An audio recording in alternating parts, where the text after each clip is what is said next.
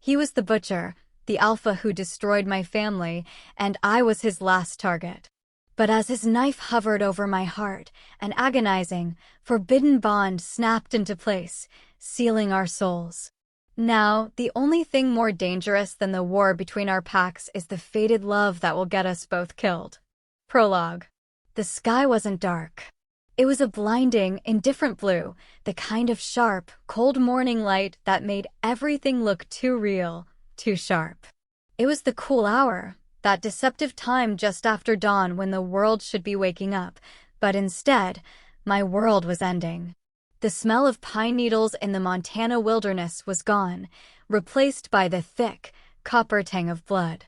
I scrambled backward over the damp earth, my boots sliding on mud that was slick with the life of my pack. My lungs burned not a dull throb, but a sharp, tearing fire.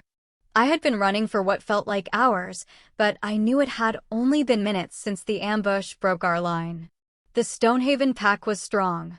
My father, Alpha Vance, was a giant among wolves. But the Bitterroot pack didn't fight like wolves. They fought like ghosts. They fought like executioners. And leading them was him, Alpha Darius. I hit the rough bark of a massive Douglas fir and gasped, trapping a sob in my throat. I couldn't make a sound. If I made a sound, I was dead. I clutched my side, my fingers coming away wet and red. A grazer. I was lucky. Snap. The sound was quiet, just a twig breaking under a heavy boot, but in the silence of the slaughter, it sounded like a gunshot. I looked up.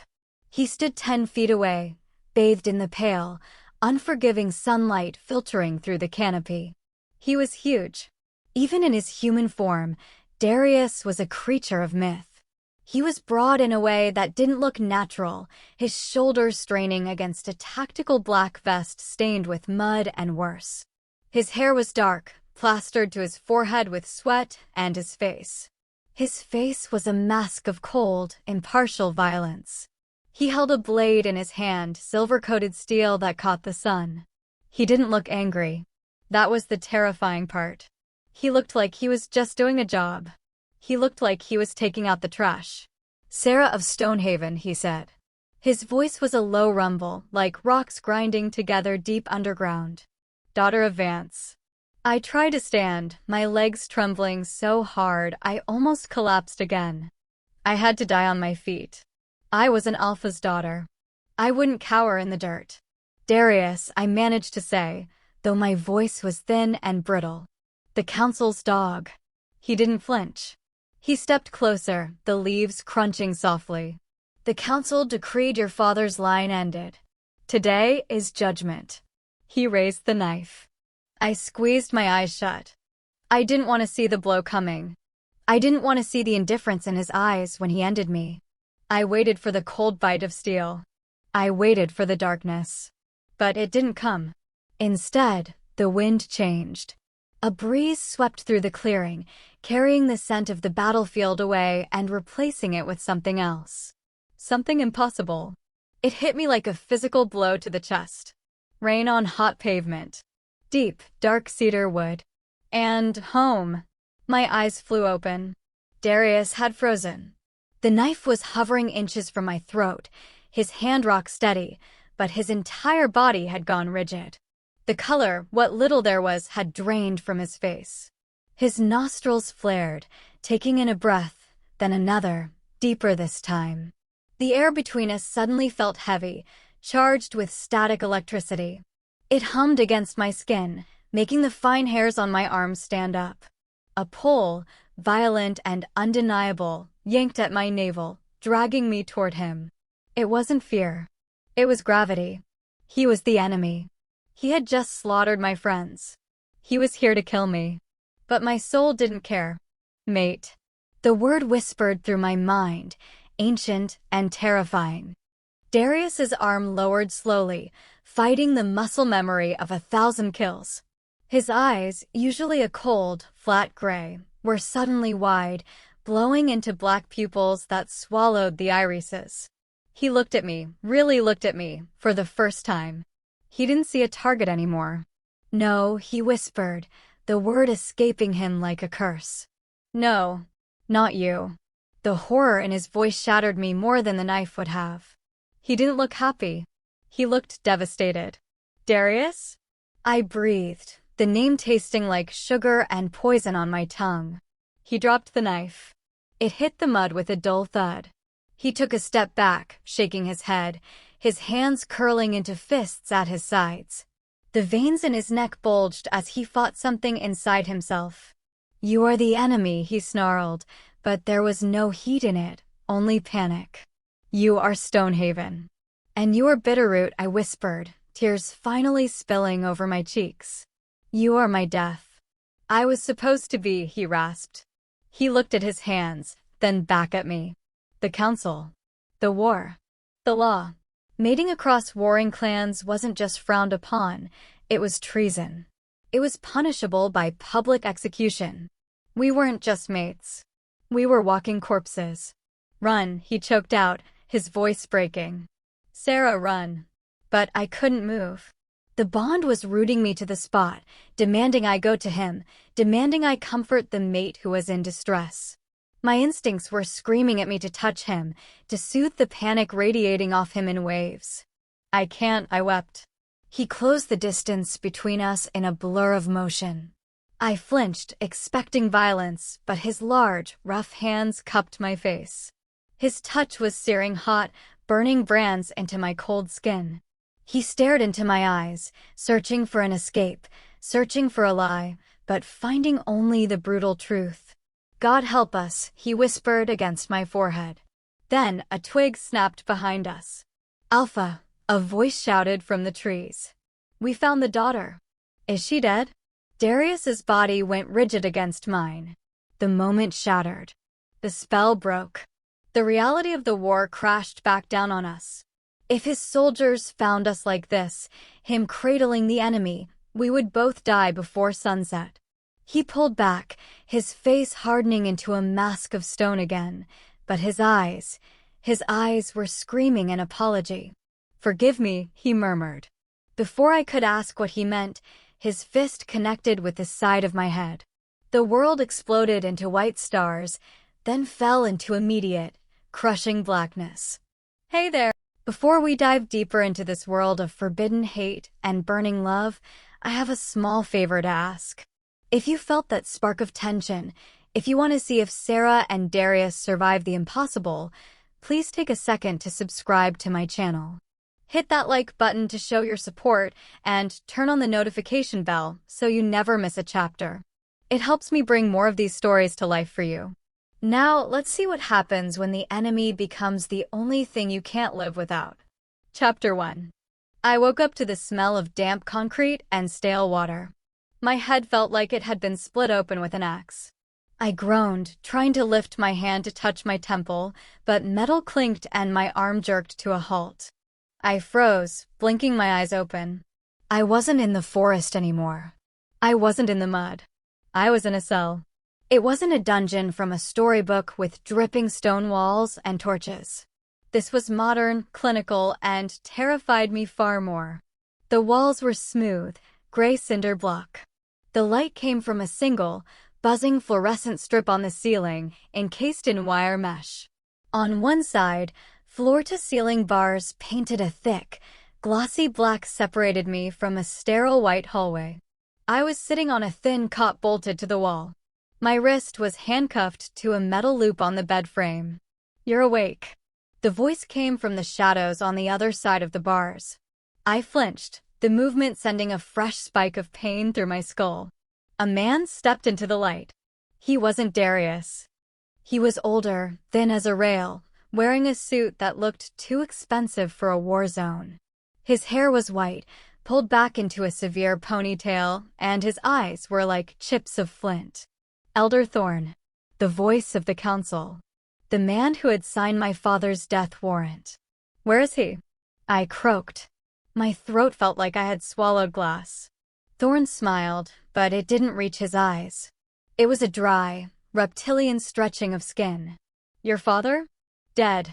Alpha Darius was efficient. Stonehaven has fallen, Sarah. Your lands are forfeit. Your pack is scattered or captured. A hollow pit opened in my stomach. I knew it. I had known it the moment I ran. But hearing it said out loud, with such casual cruelty, carved the heart out of me. My father. My home. Gone. Then why am I alive? I whispered. Darius was supposed to kill me. Thorn stepped closer to the bars, his polished shoes clicking on the linoleum. Yes, he was. But Alpha Darius improvised. He claims you are more valuable as a hostage. A bargaining chip to ensure the stragglers of your pack surrender peacefully. Thorn narrowed his eyes, studying me like a bug under a microscope. I find it curious. The butcher of Bitterroot showing mercy. It is unlike him. My heart hammered against my ribs. He suspects. If Thorn knew about the bond, he wouldn't just kill me. He would torture Darius for treason. I had to bury it. I had to bury the pole that was currently tugging at my chest, pointing me toward wherever Darius was in this building. I lifted my chin, summoning every ounce of arrogance my father had taught me. Maybe he just wanted to drag out the victory. Alpha males love their trophies. Thorn chuckled darkly. Perhaps. Or perhaps he has other uses for you. Regardless, the council will decide your fate in 3 days. Until then, you're the property of the Bitterroot pack. He turned and walked away, leaving me alone in the buzzing silence. I slumped back against the cold wall, the fight draining out of me. 3 days. I had 3 days before they executed me. But that wasn't what scared me. What scared me was that I could feel him approaching. It started as a warmth in my chest, a low thrumming that synced with my heartbeat. Then the scent hit me, cedar and rain, sliding under the sterile smell of bleach in the prison block. Darius. The heavy steel door at the end of the corridor opened. Heavy boots thudded against the floor. He appeared in front of my cell a moment later. He had cleaned up. The blood was gone, his tactical gear replaced by dark jeans and a gray t-shirt that strained across his chest. But he looked exhausted. There were dark circles under his eyes, and his jaw was clenched so tight a muscle jumped in his cheek. He didn't say anything. He just stood there, gripping the bars with both hands, his knuckles white. He stared at me, and the air in the cell grew hot. "You hit me," I said, breaking the silence. My voice shook. "I had to," he replied, his voice rough. "If I hadn't, you would have screamed. If you had screamed, my beta would have come. If he had come, he would have seen," I finished. Darius nodded once, stiffly.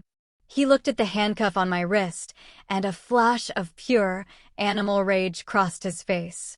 His lip curled back, revealing the tips of his canines. He hated seeing me chained. The mate bond demanded he protect me, free me, claim me. Seeing me like this must have been physically painful for him. "Thorn was here," Darius said, forcing his face back into neutrality. "I know. He said I'm a hostage." "That's the lie I told him," Darius said. He let go of the bars and began to pace, a caged predator on the outside of the cage. "He wanted you dead on the field. I told him we needed you to force the surrender. It bought us time." "Time for what?" I asked, standing up. The chain rattled. "To figure out how to kill me yourself?" Darius stopped.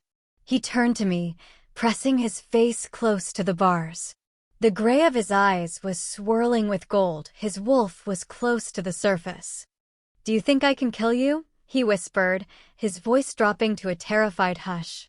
"Sarah, I can't even breathe right now because the air in here doesn't smell enough like you. Every instinct I have is screaming at me to tear these bars down and take you away from here." My breath hitched. The intensity of his confession hit me hard. It wasn't a romantic declaration, it was a confession of torture.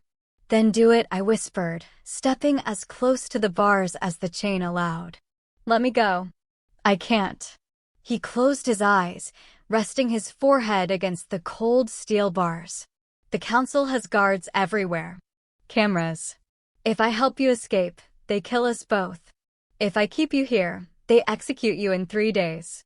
So we're dead either way," I said, tears prickling my eyes again. He opened his eyes. The gold was brighter now. He reached through the bars. I knew I should pull away.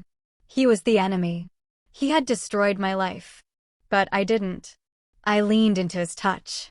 His rough fingers grazed my cheek, his thumb tracing the line of my jaw. The contact sent a shockwave through me that made my knees buckle. It was better than a drug. It was completion. For a second, the cell, the war, the death of my father, it all faded. There was only the heat of his skin and the scent of rain. "I won't let you die," he vowed, his voice fierce and low. "I don't know how yet. I don't know what I have to destroy to make it happen. But I will not let you die. Darius," I whispered, "if they find out." "They won't," he said, pulling his hand back as the sound of a door opening echoed down the hall. The mask slammed back down over his face instantly. The tendermate was gone. The alpha was back. "Get comfortable, prisoner," he said loudly, his voice cold and commanding. "You have a long wait." He turned and walked away without looking back. I sank onto the cot, clutching my cheek where he had touched me. The skin still burned.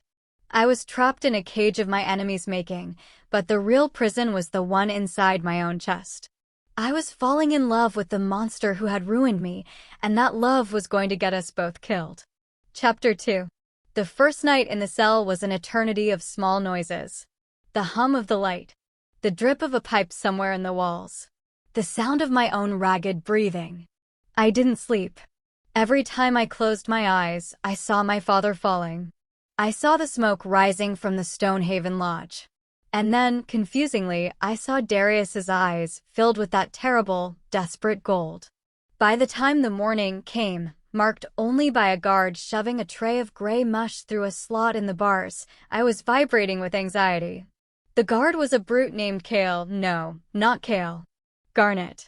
A brute named Garnet. He had a shaved head and a tattoo of a dagger on his neck. He smelled like stale tobacco and unwashed dog. "Eat up, princess," Garnet sneered, kicking the bars. "Alpha says you need your strength for the questioning." "Questioning?" I asked, sitting up. "Elder Thorn wants to know where the rest of your pack hid their reserves. He's bringing the neural whips." My blood ran cold. Neural whips didn't leave marks, but they simulated the feeling of your nerves being stripped from your body. They were illegal in most territories, but the council made its own laws. "I don't know anything," I said. Garnet laughed. "Tell it to the elder." He spat on the floor and walked away. I stared at the food, my stomach churning. I couldn't eat. I needed to think. I needed a weapon. I looked around the cell. Nothing but the bed, the toilet, and the sink. Everything was bolted down. Hours passed. The buzzing light flickered, driving a spike of pain through my eyes. Then, the door opened again. I braced myself for Thorn and his whips. But it was Darius. And he wasn't alone. He walked in flanked by 2 guards and a woman. She was tall, elegant, with silver hair that flowed like water down her back. She wore the robes of a high priestess of the council. "Open the cell," Darius commanded. His voice was flat, devoid of emotion. Garnet, who had been standing guard at the end of the hall, scurried over and unlocked the door. Darius stepped inside. The cell instantly felt too small. His presence took up all the oxygen. He didn't look at me. He looked at the priestess. "This is necessary?" Darius asked, a muscle feathering in his jaw. "Standard protocol for high-value captives, Alpha," the priestess said. Her voice was like wind chimes, pretty but hollow. "We must ensure she carries no magical contagions or seals from her clan before the interrogation." "She is a warrior, not a witch," Darius snapped. "We shall see." "Strip her." I gasped, backing up until my legs hit the cot. "No." The priestess looked at me with mild disinterest. "It is not a request." Darius turned to me. His eyes met mine, and for a split second, the gold flashed. Panic. He was panicking. If I stripped, the mating mark might be visible. Sometimes, when the bond snapped into place, a physical mark appeared on the skin, a crescent moon, a wolf print. I hadn't checked my body since the woods. If there was a mark, they would execute us right here. "I'll do it," Darius said quickly. "Leave us." The priestess raised an eyebrow. Protocol dictates a witness. I am the alpha of this territory. Darius roared. The sound was so loud it rattled the light fixture. I do not need a babysitter to search a handcuffed girl. Wait in the hall. I will check her for seals. The guards took a nervous step back.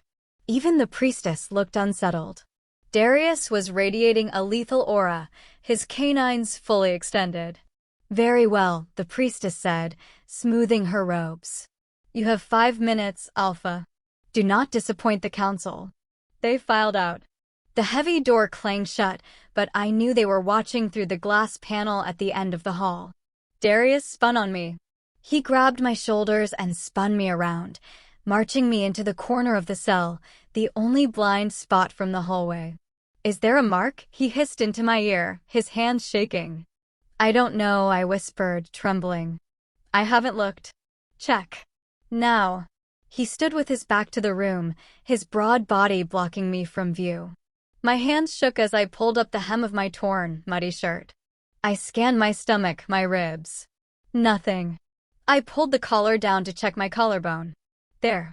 Right over my heart, a faint, silver shimmer was pulsing. It looked like a starburst, the sign of a soul bond. It was fading in and out, reacting to his proximity.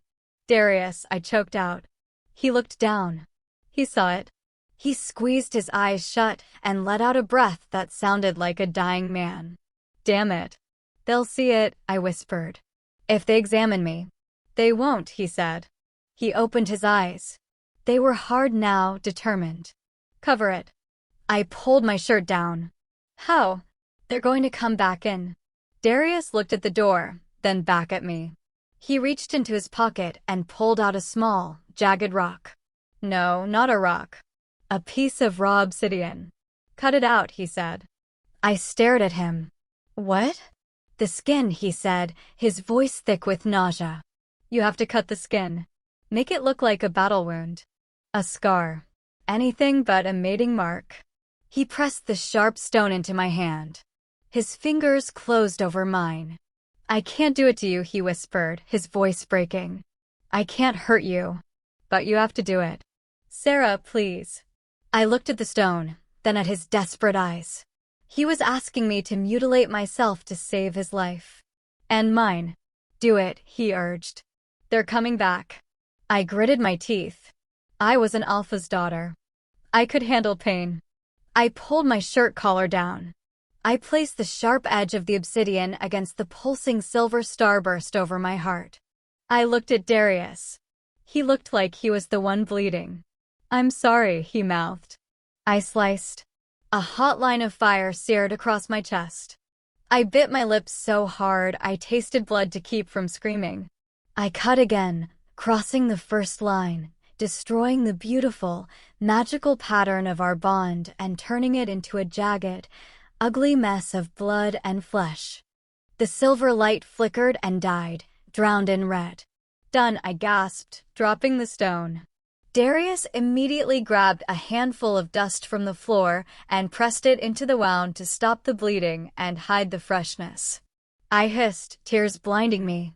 It's an old wound, he said loudly, for the benefit of the hallway. Reopened during her capture. The door opened.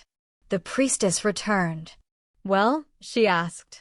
Darius stepped away from me, his face a mask of disgust. She is clean. Just filth and battle scars. The priestess walked over. She looked at the bloody mess on my chest. She wrinkled her nose. Very well. Dress her wounds. The interrogation begins in an hour. She turned and left. Darius didn't move. He stared at the blood on my chest, the blood I had shed to hide him. I owe you a life, he whispered, so low I barely heard it. You owe me a pack, I whispered back, the pain making me cruel. He flinched as if I had slapped him.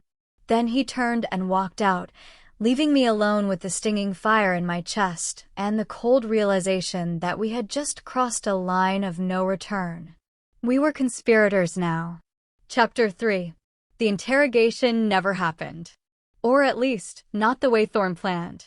An hour later, alarms began to blare throughout the complex. A high-pitched, wailing siren that drilled into my teeth. Breach! Sector 4. Breach! Voices shouted in the hallway. Boots thundered past my cell. I stood up, clutching the bars. Sector 4? That was the armory. Suddenly, the lights in the block died, plunging me into total darkness. The electronic lock on my cell door clicked, disengaging with a soft whir. The backup generators hadn't kicked in yet. I pushed the door. It swung open. I was free. My heart hammered against my ribs. This was it. My chance. I didn't know who had breached the compound. Maybe a remnant of my pack? Maybe rogues, but I didn't care. I ran. I sprinted down the hallway, my night vision kicking in. As a werewolf, I could see in the dark, but the total absence of light made everything gray and ghostly. I turned a corner and slammed into a wall of muscle. Going somewhere? A hand wrapped around my throat, lifting me off my feet. It was Garnet. I knew the alpha was soft on you, he snarled, his face inches from mine in the dark. Leaving the door unlocked? Pathetic. Let me go, I choked, clawing at his arm. No. I think I'll kill you myself. Save the council the trouble. Maybe keep a trophy. He licked his lips, his eyes wandering over me in a way that made my skin crawl. He squeezed. Black spots danced in my vision. I couldn't breathe. I kicked him, but he was a massive male wolf, and I was weakened by silver cuffs and injury. Die, bitch, he hissed. Suddenly, a roar shook the foundation of the building. It wasn't a human shout. It was the sound of a prehistoric monster waking up. Garnet froze. From the darkness behind him, two eyes appeared. Glowing molten gold. A massive shape lunged from the shadows. It was a wolf. A wolf the size of a horse, with fur as black as the void. Darius. He hit Garnet with the force of a freight train. Garnet released me, flying across the corridor and smashing into the concrete wall with a sickening crunch. I fell to the floor, gasping for air. Darius didn't stop. He was on Garnet in a second. His massive jaws clamped around Garnet's shoulder, shaking him like a rag doll. Bone snapped. Garnet screamed, a high, terrified sound that was cut short as Darius threw him down the hall. Garnet didn't get up. Darius turned to me. In this form, he was terrifying. He was pure, distilled violence. His muzzle was wrinkled in a snarl, saliva dripping from razor-sharp teeth. He was breathing heavily, his massive chest heaving. He took a step toward me. I scrambled back, my instinct to flee overriding my logic. He was a shifted alpha in a blood rage. He might not recognize me. Darius, I projected my thought, testing the bond for the first time. It's me. The giant wolf froze. He whined, a low, high-pitched sound that seemed impossible coming from such a beast. He lowered his massive head, his ears flattening against his skull. He nudged my leg with his wet nose. Sarah, his voice echoed in my head. It wasn't a sound, it was a sensation. Deep, resonant, and terrified. Are you hurt? I'm okay, I whispered out loud, reaching up to touch the fur between his eyes. It was incredibly soft. We have to go, he said. I cut the power. I triggered the alarm. This is our only chance. You did this. I stared at him. You're breaking me out? I told you, he growled in my mind. I won't let you die. He lowered his body to the ground. Get on. What? Ride. You can't run fast enough. I can. I hesitated for a fraction of a second. Riding a wolf was something only pups did. It was an act of total submission and trust. I climbed onto his back, burying my hands in his thick fur. I could feel the immense power of his muscles bunching beneath me. Hold on tight, mate, he said. And then he ran. We tore through the corridors of the complex, a blur of shadow and speed. Darius didn't bother with stealth. He smashed through doors. He barreled past confused guards who were too terrified of the giant black wolf to shoot. We burst out of the side exit and into the cool night air. The moon was high and full, a hunter's moon. Darius didn't slow down. He sprinted toward the tree line, his paws eating up the ground. The wind whipped my hair back, stinging my eyes. For the first time in days, I felt something other than fear. I felt free. And I felt whole. I pressed my face into his fur, inhaling his scent. We were running into the wilderness. We were running away from his pack, from the council, from everything he had ever known. He had just committed treason. He had just given up his title, his home, and his life for me. As we disappeared into the dark forest, the weight of his sacrifice hit me. He wasn't just my enemy anymore. He was my savior. And God help us, he was my mate. Chapter 4. We ran for hours. The world was a blur of black shadows and silver moonlight, a cold wind rushing past my face. I clung to Darius's back, my body moving in rhythm with his powerful strides. He was tireless, a machine built of muscle and instinct, carrying us deeper and deeper into the safety of the endless Montana wilderness.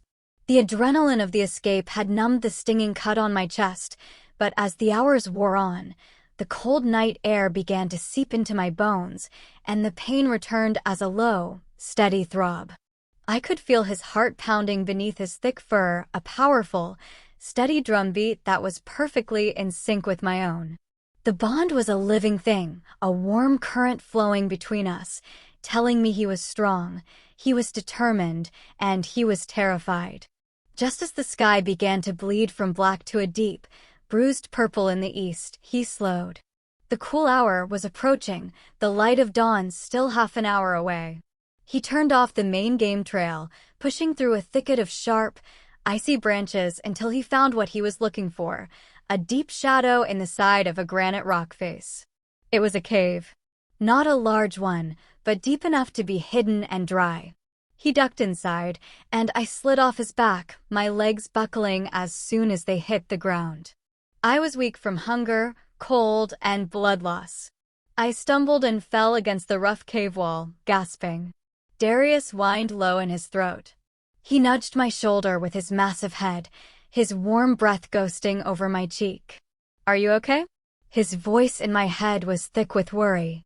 "I'm cold," I whispered, my teeth chattering. "And my chest, it hurts." He looked at the entrance of the cave, then back at me. I could feel his internal debate. He couldn't start a fire. The smoke would be a beacon. But he couldn't leave me to freeze. "I have to shift back," he sent, his thought laced with hesitation. "There's a pack I buried, supplies. But I need to shift to get them. Stay here. Don't move. Don't make a sound." Before I could answer, he turned and disappeared back into the thicket.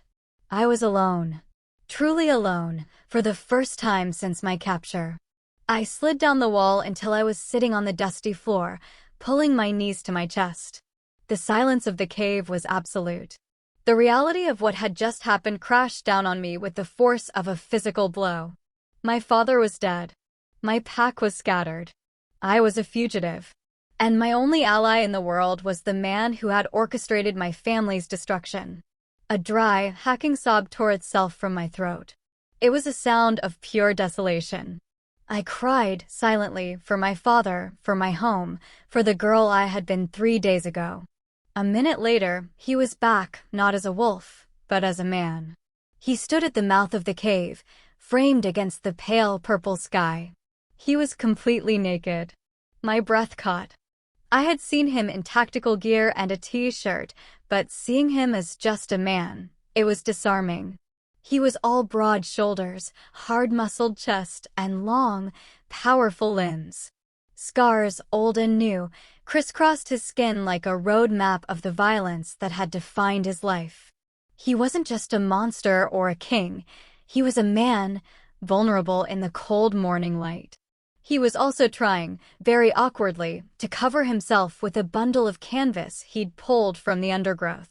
My pack is about a mile north," he said, his human voice sounding strange and rough after the mental connection. "I hit it last year during a patrol. Clothes, food, a first aid kit." He didn't look at me. He was looking at the floor, his face dark. "I have to go get it. But I can't leave you, not like this. The cold was making me shake violently now. The blood from the cut on my chest had soaked the front of my shirt, and the damp fabric was clinging to my skin. "Darius," I whispered, my voice trembling. He looked at me, and his eyes. God, his eyes. The cold, indifferent gray was gone. They were filled with a raw, agonizing guilt. He stepped forward, unrolling the canvas. Inside was a thick wool blanket. He crouched in front of me and, without a word, wrapped it around my shoulders, pulling it tight. His hands were rough, calloused, but his touch was incredibly gentle. He was so close I could feel the heat radiating from his skin. It felt like standing next to a furnace. I leaned into the warmth, my body betraying me, desperate for any comfort. "Sarah," he whispered, his voice thick. He reached out, his fingers hovering just over the bloody gash on my chest. "I made you do this." "You told me to do this," I corrected, my voice sharp with pain and anger. "You told me to cut myself to save you." He flinched, pulling his hand back. "To save us," he said softly. "If they had seen the mark, we would both be dead. Thorne would have had us tortured on the spot for treason. What's the difference?" I spat, pushing myself away from him. "We're fugitives. They're hunting us right now. We're just dead later." "No." He grabbed my arm, not hard, but with a sudden, fierce possessiveness. The mate bond flared between us, a jolt of hot electricity. "I told you. I will not let you die. I will burn this entire continent to the ground before I let them touch you." The conviction in his voice was terrifying. It was absolute. He let me go and stood up, running a hand through his damp hair. "Stay here. Huddle in the blanket. I'll be back in 20 minutes. Don't leave the cave, no matter what you hear. Understand?" I just nodded, pulling the wool tighter. He hesitated, then turned and ran, disappearing into the trees, a naked man fleeing the life he had just destroyed. He was true to his word. He returned in less than 20 minutes, now dressed in dark cargo pants and a black thermal shirt. He was carrying a heavy backpack. He dropped it on the cave floor and knelt in front of me. "Let me see your chest." "I'm fine," I said, recoiling. "You're not. You're bleeding, and it's getting infected. Let me clean it." He wasn't asking. He pulled a first aid kit from the bag. He gently, but firmly, pushed the blanket off my shoulders. He took the hem of my ruined, bloody shirt in his hands. "May I?" I looked into his eyes. There was no lust there, no coldness. Just a grim necessity. I nodded. He tore the fabric, ripping it open down the middle, exposing my bra and the angry, seeping wound just above it. "Damn it," he hissed, seeing how raw it was. He poured antiseptic onto a clean cloth. "This is going to sting." It didn't just sting. It felt like he was pouring acid into my skin. I cried out, arching off the wall. I know," he said, his voice a low, soothing rumble. He grabbed my shoulder with his free hand, holding me steady. "Hold on. Just hold on, Sarah. I'm almost done." His grip was a warm anchor in the sea of pain. I focused on the pressure of his fingers, on the scent of cedar and rain coming from his skin, on anything but the fire in my chest. When he was finished, he taped a thick gauze pad over the wound. His fingers brushed against my bare skin, and I shivered, though not from the cold. He quickly pulled the wool blanket back around me, tucking it in tight. Then he sat back on his heels, the intensity of the moment fading, leaving us in a new, awkward silence. He was the alpha who had killed my father, and he had just tended to my wounds with the care of a lover. The contradiction was making my head spin. He opened the backpack again and pulled out a protein bar and a bottle of water. "Eat. You need your strength." I took it, my hands shaking. I unwrapped the bar and took a bite. It tasted like sawdust, but it was food. "Why?" I asked after swallowing. "Why did you do it, Darius?" "The alarm. The escape. You destroyed your whole life." He stared at the wall of the cave, his profile grim in the pale dawn light. My life was destroyed a long time ago, he said, his voice flat. Do you know what they call me? The Butcher of Bitterroot. The Council's dog. I've been their weapon since I was 16. He turned to look at me, his gray eyes bleak. My father resisted the Council's authority. He believed in the autonomy of the packs. So Thorn had him removed. An unfortunate rogue attack. They made me Alpha, a puppet on a string. He scrubbed his face with his hands. When they gave me the order to dismantle Stonehaven, to execute your father, I argued. I told them it was a pointless war, that your pack was no threat. They didn't care.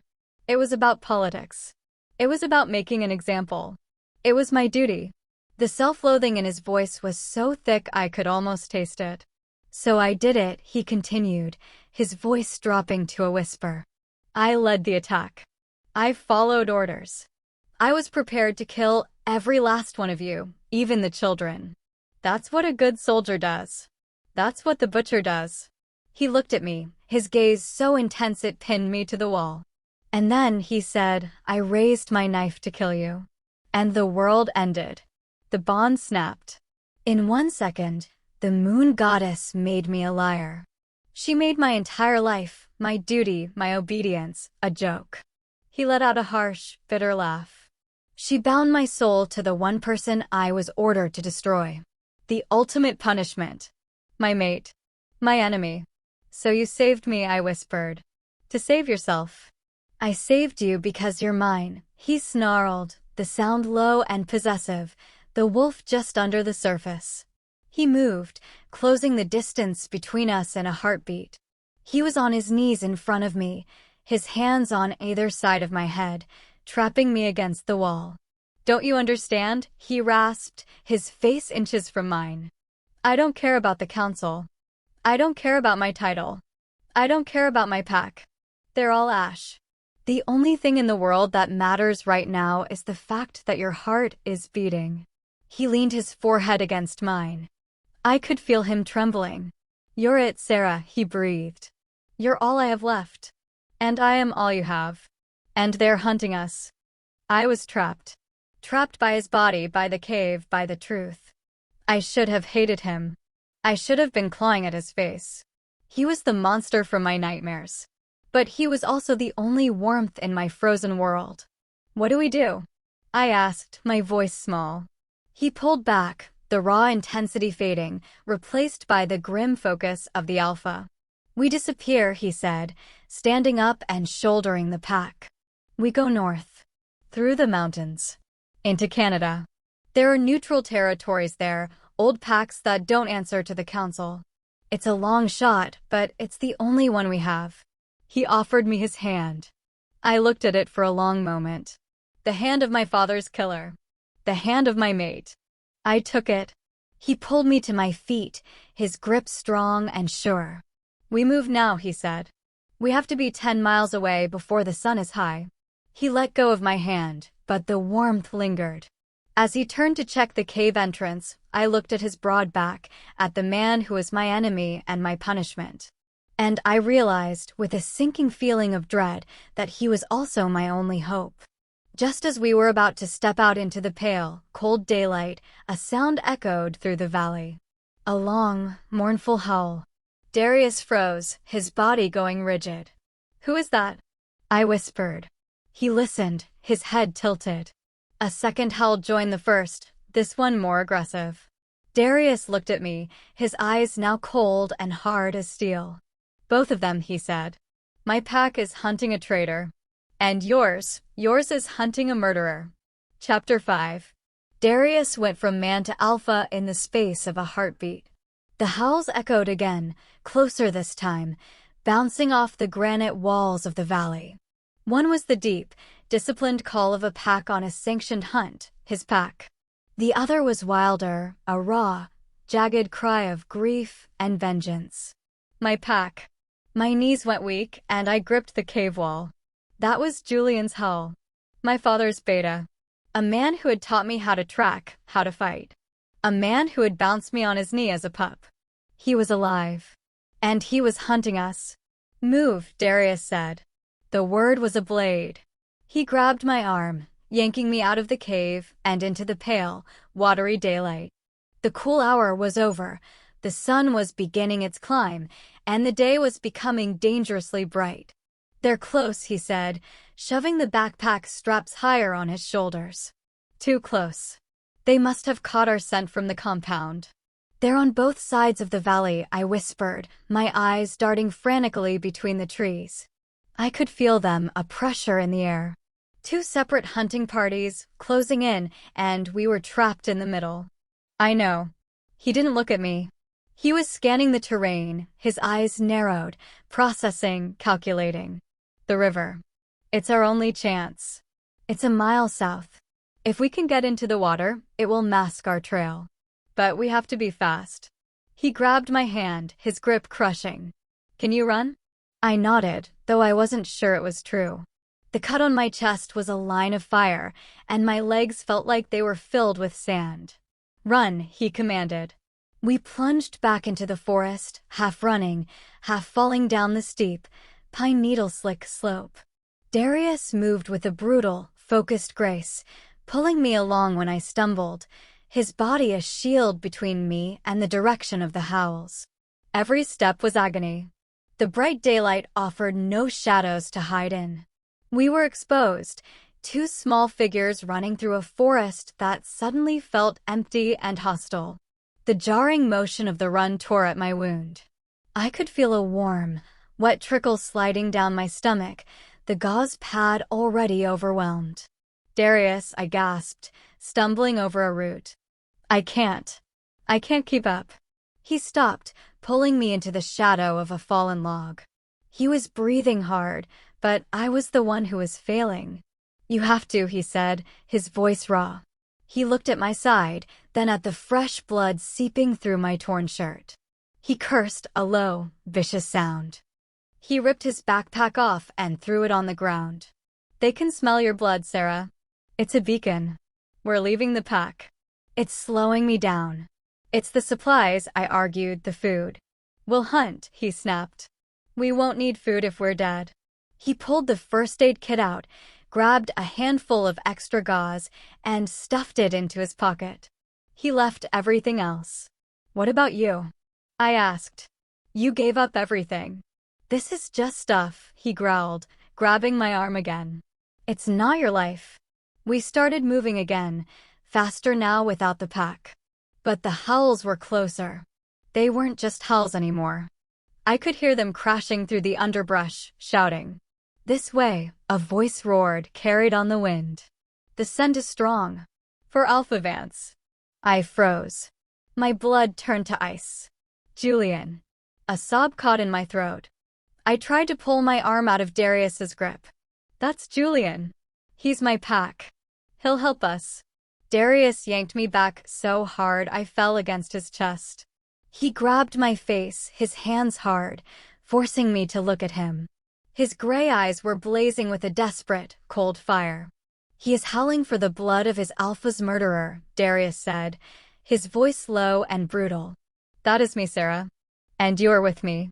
He will see you as a prisoner at best, or a traitor at worst. He will tear me apart, and he will drag you back to the council for judgment. There is no help. There is only us." His words hit me like a physical blow. He was right. Julian wasn't coming to save me. He was coming to avenge me. Tears streamed down my face, hot in the cold air. "This is your fault," I wept, hitting his chest with my free hand. "You did this. You killed them. You made me this." He took the blows, his face a mask of stone. "Yes," he said, his voice flat. "I did. I killed them all. And now I am going to save you. You can hate me for the rest of your life, but you are going to live it." He grabbed my hand and ran. The sound of rushing water grew louder, a roar that was almost as loud as the blood pounding in my ears. We broke through the trees onto a wide, rocky clearing. The river.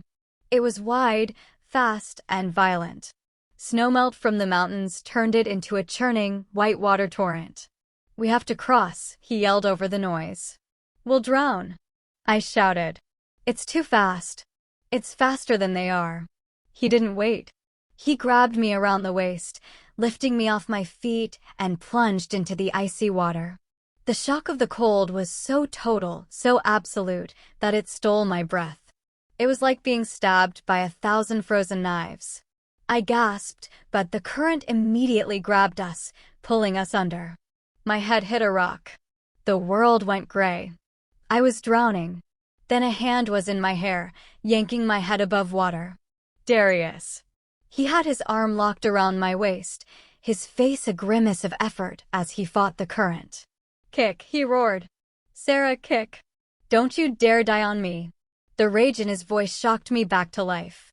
I kicked, my legs heavy and numb, my boots feeling like they were full of cement. He was a force of nature, his powerful muscles fighting a battle against the river. He wasn't swimming, he was forcing his way across, dragging me with him.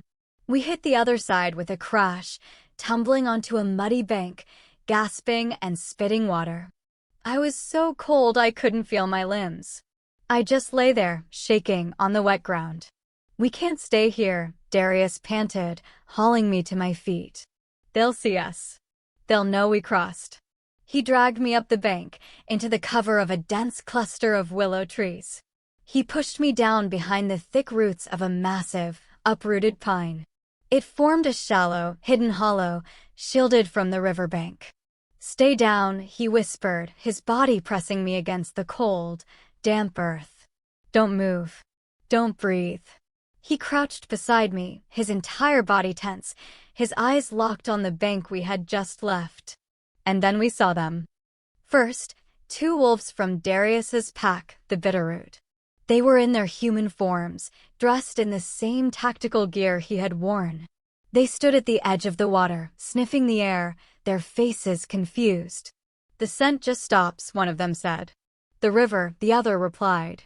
The traitor's smart. And the bitch is with him. Alpha's orders are to bring him back alive. She's expendable. I flinched. Darius's hand clamped down on my shoulder, holding me still. Then my pack arrived. Julian stepped into the clearing, his face a terrible mask of grief and fury. He was followed by 5 others from Stonehaven. My people. They're here, Julian growled. I can still smell the murderer. And the girl? The Bitterroot guard asked, his voice laced with contempt. He has her, Julian said, his voice breaking for a second. He took her. That monster has my Alpha's daughter. When I find him, I'm going to rip his throat out. I couldn't stop it. A small, broken sound escaped my throat, half sob, half whimper. Julian's head snapped up. He stared directly across the river. Directly at the tangle of roots where we were hiding. He couldn't see us. The cover was too thick. But he had heard me. Did you hear that? Julian asked, his voice dropping to a dangerous hush. Hear what? The Bitterroot guard said. Darius moved. In one fluid motion, he was in front of me, his body shielding mine. He put one hand over my mouth, smashing my face back against the roots. The other hand wrapped around my throat, not choking me, but holding me in a steel grip. I couldn't move. I couldn't make a sound. I was trapped, my nose filled with the scent of him, river water, pine, and his own unique, clean scent of rain. His heart was hammering against my cheek, a frantic, rabbit-fast rhythm. His eyes, inches from mine, were wide, the gold and gray swirling in panic. Be still, Sarah. He begged in my mind. Be still. Be silent. Across the river, Julian took a step into the water. I heard her, he whispered, his eyes scanning our hiding spot. Sarah? Sarah, if you can hear me, make a sound. We will save you. My heart shattered. I wanted to scream. I wanted to run to him. I bucked against Darius's grip, but he was a mountain. He wouldn't let me move. He just held me, his body trembling with the effort of keeping me quiet, his eyes never leaving mine. He was my captor and my savior, all at once. There's nothing there, Julian, the Bitterroot guard said impatiently. You're hearing ghosts. They crossed. They're heading north. We're wasting time. Julian stared for one more agonizing second. His eyes were so full of pain. He looked right at me, right through the roots, right into my soul. Then he turned away. He's right. Spread out. Head north along the bank. We'll find where they get out. Go. The hunting party disappeared into the trees, their voices fading. Darius didn't move for a full minute. He just held me, his breath hot on my face, our hearts beating a frantic, shared rhythm. Finally, slowly, he released his hand from my mouth. He let go of my throat. He collapsed back against the roots, his shoulders slumping. He looked utterly wrecked. That, he panted, was too close. I didn't say anything. I just watched him, the man who had just hidden me from my own family. The man who had forced me to stay silent while my pack called his name. He was right there, I whispered, my voice numb. I know, Darius said, closing his eyes. They're heading north. I know. He opened his eyes and looked at me, his gaze flat and exhausted. Which is why we're going south. Chapter 6. We didn't run. We walked. It was a slow, grueling march, a shared stumble through the thick, muddy undergrowth along the river's edge, heading south. Every step was a fresh agony. The icy water of the river had long since soaked through the wool blanket, and it hung on me like a shroud of lead, pulling me down. The world had narrowed to a pinprick, the back of Darius's dark shirt, the sound of his boots squelching in the mud, and the fiery, pulsing throb in my chest. My teeth chattered so violently I thought they would crack. We have to stop, I mumbled, my words slurring. Darius. I can't feel my feet. He stopped, turning to face me. The sun was higher now, a weak, watery light in the overcast sky. It offered no warmth. He looked at me, his face a mask of grim calculation. I must have been a sight. My lips were blue, my skin was the color of ash, and the front of my shirt was once again dark with a fresh, sluggish bleed. I know, he said. His voice was rough with an exhaustion that matched my own. Just a little further. There's an old Forest Service cabin about a mile from here. Abandoned. We can't risk a fire in the open, not with them so close. They went north, I whispered, leaning against a tree. The bark felt rough and real against my cheek. They went north first, he corrected, his voice sharp. When they don't find our trail, they'll circle back. They'll check the riverbanks south. We have maybe 2 hours of a head start, and that's only if we're lucky. He looked at the sky, then back at me. A deep, frustrated sigh left him. You're fading. We can't wait. He stepped in front of me and crouched down, his back to me. Get on. What? Get on my back. I can carry you. We'll move faster. Darius, you're exhausted. You can't carry me a mile. He looked at me over his shoulder, his gray eyes flashing with a desperate, animal anger. I carried you on my back as a wolf for 10 miles, Sarah. I can carry you as a man for 1. Get on, or I will throw you over my shoulder. Either way, we are moving now. The command brooked no argument. He was the alpha, and I was his failing pack. I was too weak to even climb on. I just sort of fell against him. He grunted, grabbing my legs and wrapping them around his waist, settling my weight. He stood up as if I weighed nothing. Hold on, he grunted and started walking. I buried my face in the space between his neck and shoulder, too cold and tired to be embarrassed. His skin was warm. Even through his shirt, even soaked from the river, he was a furnace. His scent, cedar, rain, and the faint, musky smell of his own skin was the only comfort in a world of pain. I must have blacked out, because the next thing I knew, I was being lowered gently to a floor of dusty, warped wooden planks. Sarah, we're here. Wake up. I opened my eyes. We were inside. It was a small, one-room cabin, thick with the smell of mildew, dust, and old, dead fires. A broken chair lay in the corner, and a crude wooden table was overturned near a small, stone fireplace, black with soot. But it had 4 walls and a roof. It was shelter.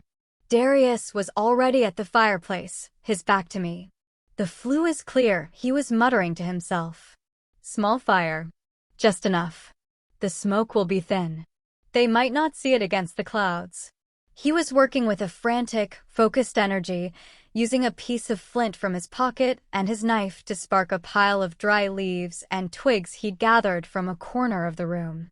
A small, hesitant flame finally caught. "Sarah," he said, not turning around. "You have to get out of those clothes. Now. You'll freeze to death." I just stared at his back. My fingers were numb. I couldn't even work the buttons on my jeans, let alone peel the sodden, bloody shirt off my body. I can't," I whispered. He stopped, his shoulders tensing. He let out a long, slow breath, then stood up and turned to face me. The fire was small, but it cast dancing, reddish light on his face. He looked tormented. He knelt in front of me. "Okay," he said, his voice quiet. "Okay. I'm going to do it. I'm not looking. I'm just getting the wet clothes off. It's for survival."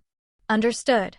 I just nodded, my body shaking in violent, uncontrollable waves.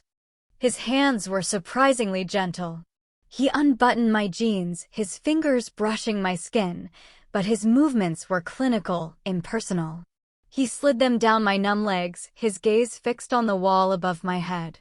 He did the same with my ruined shirt, ripping the fabric the rest of the way when the blood-soaked part over my wound stuck to my skin.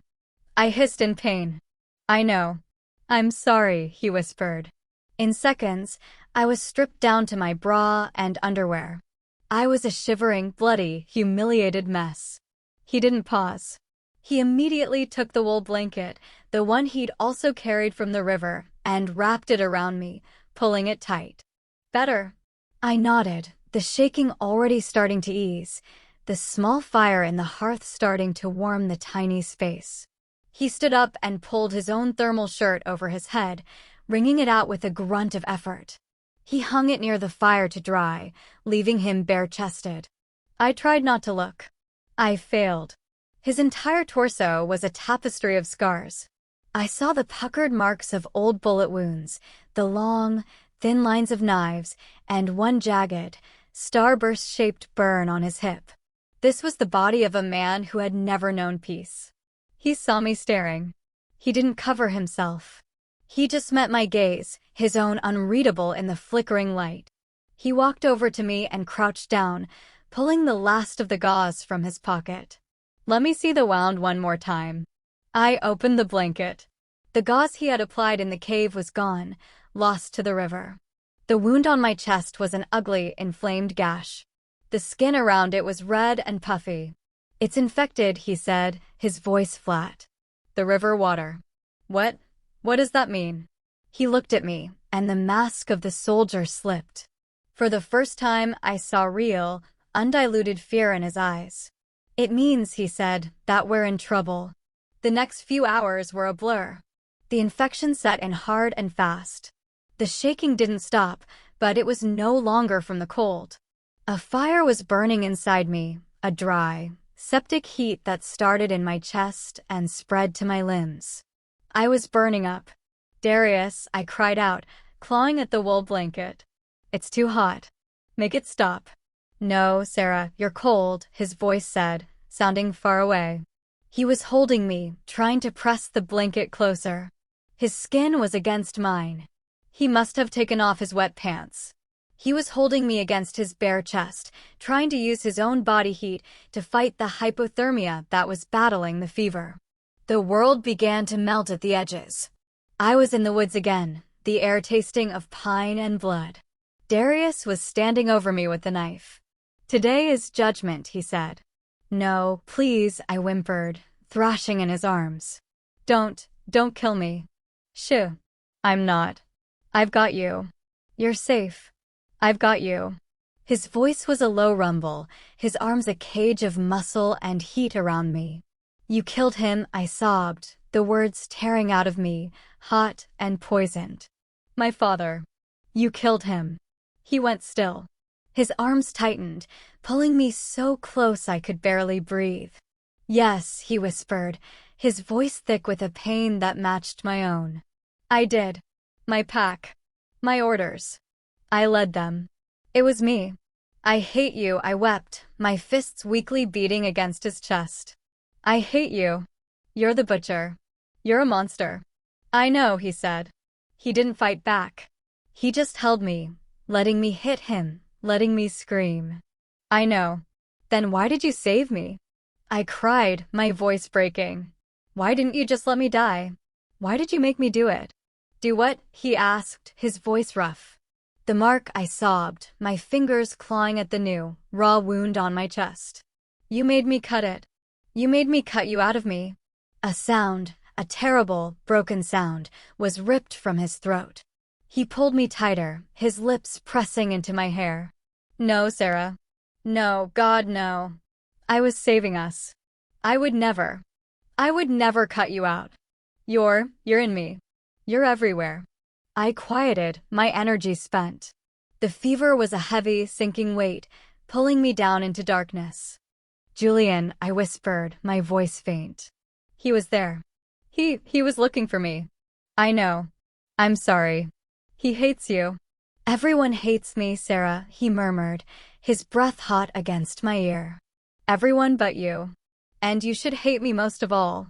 I do, I whispered. But it was a lie. The bond, a living, fiery thread, was wrapped around my heart.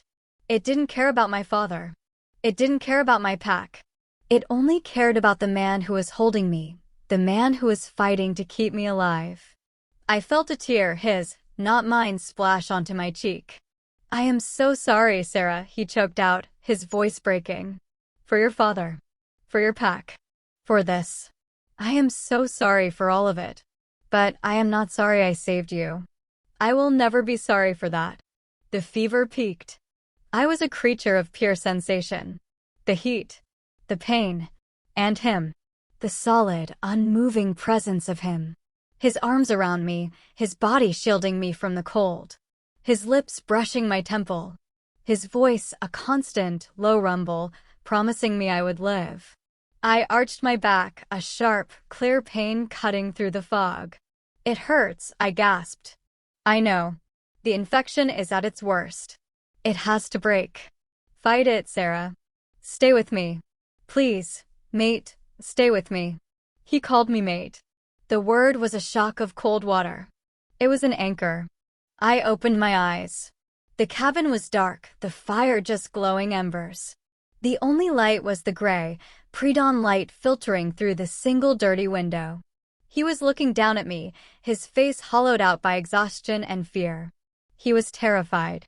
The big, bad alpha. The butcher. He was terrified of losing me. My hand, which felt like it belonged to someone else, lifted. I touched his face, his rough, stubbled jaw. You stayed, I whispered. It wasn't an accusation.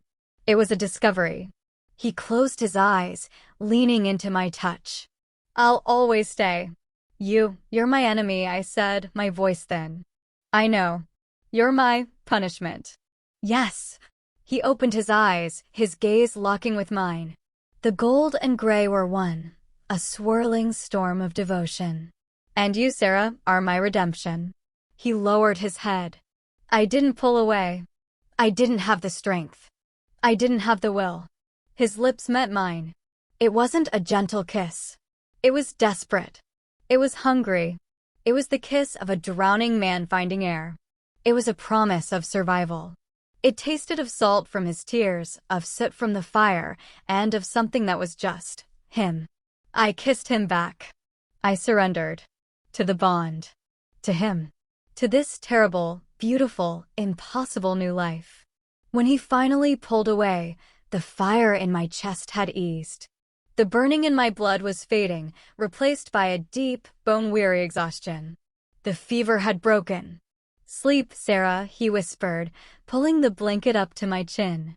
He didn't let go, just settled back, holding me against his chest. Sleep. You're safe. I'll watch. I closed my eyes, my head resting over his heart. And for the first time since my world had ended, I wasn't afraid. I was home. Epilogue. 3 months later. The world was white. Snow, thick and clean, covered the landscape, muffling all sound. It clung to the pines, heavy on their branches, and it was piled in soft drifts against the side of our new cabin. This one was sturdy, the logs chinked with moss, the chimney puffing a steady, thin stream of gray smoke into the crystal blue Canadian sky. We had made it. The journey south, then west, then north, had been a blur of stolen food, cold nights, and close calls. We'd moved like ghosts, always one step ahead of the trackers, until we crossed the border into the neutral territories of Alberta. The Council's power was a whisper here, not a roar. We were free. I sat by the window, a charcoal stick in my hand, a piece of scavenged paper on my lap. I was drawing, not the imaginary forests of my old life, but the face of the man sleeping in the bed behind me. Darius. He was sprawled on his stomach, the thick fur blankets pulled around his waist, his bare back exposed to the cool air of the room. The scars were familiar to me now. I knew each one by touch. My own scar, the one I had carved over my heart, had healed. It was a pale, jagged X over my skin. A reminder. He stirred, sensing my gaze, and rolled over. He blinked, his gray eyes soft with sleep, and then he smiled. It was a small, rare thing, a slight lifting at the corners of his mouth, but it lit his face, chasing away the last shadows of the butcher. "You're staring," he murmured, his voice a low, gravelly rumble. "I'm drawing," I corrected, turning back to the paper. I heard the bed creak and the thud of his bare feet on the wooden floor. A moment later, his arms were around me from behind, his chin resting on my shoulder. He was warm, his skin smelling of sleep and wood smoke. "You're still not very good," he said, looking at my sketch. I elbowed him in the ribs. "It's you. It's supposed to look rough." He chuckled, a sound that I had come to crave, and pressed a kiss to my temple. "It's perfect." We stood there for a long time, just watching the snow fall. It was so quiet. The war, the council, the blood, it all felt like a different life. A nightmare I had woken up from. "Do you ever miss it?" I asked, my voice small in the silence. He knew what I meant. His arms tightened. "I miss my pack," he said honestly. "I miss the land I grew up on. But I don't miss the man I had to be. I don't miss the killing. I don't miss the hate." He turned me in his arms, his gaze serious. This is real." That was just a prison. I was his mate, his enemy, and his punishment. But I had also, in the end, become his freedom. And he, the man who had taken everything from me, had become my entire world. He kissed me, slow and deep, a kiss of lazy mornings and hard-won peace. "It's your turn to chop the wood," I whispered against his lips. He groaned. "Fine. But you're making breakfast." "Deal." He let me go, grabbed a shirt, and headed for the door, the promise of a simple, normal day stretching out before us. We were safe. We were together. We were, finally, just Sarah and Darius. Hello, my wonderful readers. And just like that, our journey with Sarah and Darius comes to an end. What a ride. I have to know, what part of their story had your heart pounding? Was it the agonizing moment in the cell when Sarah had to cut the mating mark from her own chest to save them? Or maybe it was the high-speed chase, hiding from Julian at the river, forced to stay silent as her own pack called for her? Or was it that final, desperate scene in the cabin, when the fever finally broke and their hate finally gave way to that kiss? Let me know in the comments. I read every single one. If you loved this story, please show your support by giving this video a like and, most importantly, subscribe to the channel. As a new channel, every single subscription means the world to me. It's your support that allows me to keep writing these stories for you. Thank you for being here. I'll see you in the next one.